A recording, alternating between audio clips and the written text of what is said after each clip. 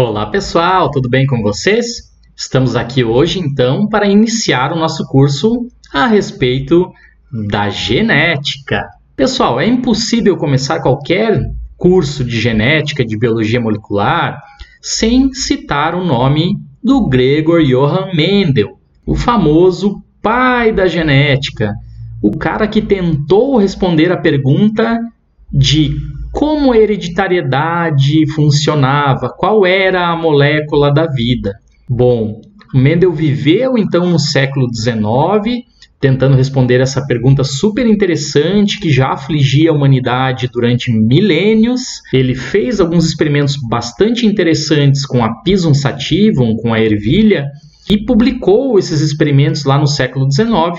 Infelizmente, ele não foi muito levado a sério. Alguns pesquisadores diziam que aquilo era um fenômeno específico para as ervilhas, alguns não entendiam a complexidade matemática das leis de Mendel, e então ele acaba se decepcionando um pouco com essa carreira científica. Já respondi a pergunta que todo mundo queria saber: se eles não me entenderam, não é problema meu. Ele vai viver então o resto da vida, o final da vida dele, se dedicando muito mais à contabilidade do mosteiro onde ele vivia. Tá? Quem quiser saber um pouquinho mais a respeito especificamente aí dos experimentos do Mendel com a ervilha, ou entender um pouco mais a vida desse gênio da humanidade, eu vou deixar aqui na descrição desse vídeo 3 links que levam a um documentário muito interessante, produzido pela BBC. O documentário se chama Mendel e a Ervilha.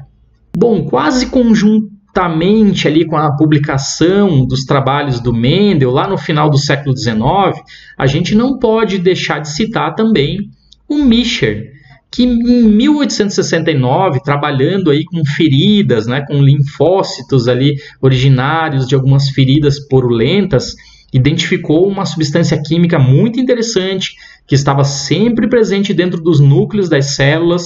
Ele caracterizou essa substância em termos químicos e deu o nome a ela de nucleína. Porém, até aquele presente momento, final do século XIX, essa substância realmente não tinha uma função conhecida.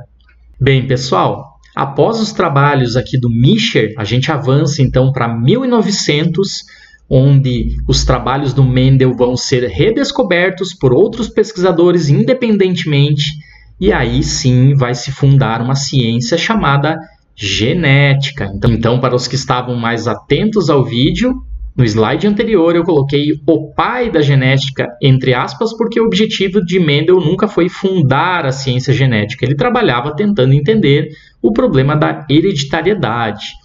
Quando a ciência genética é fundada, já após a morte do Mendel, nós avançaremos então na ciência mundial para tentar entender justamente quem era a molécula responsável pelos fatores de transmissão da hereditariedade que o Mendel conseguiu, com alta destreza, propor matematicamente.